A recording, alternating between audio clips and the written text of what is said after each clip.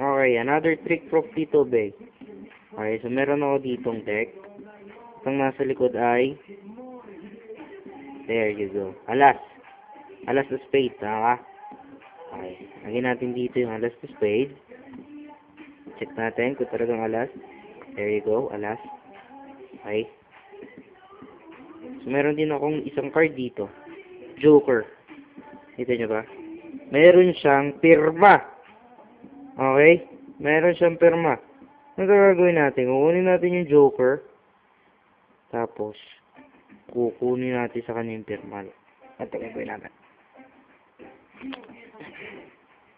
Tapos, alagay natin dito. 1, 2. Ito na niya. Wala na yung pirma. See? Wala na yung pirma.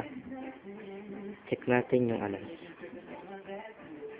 Hey! Nandun na. Lumipat, mga kapatid. Thank you.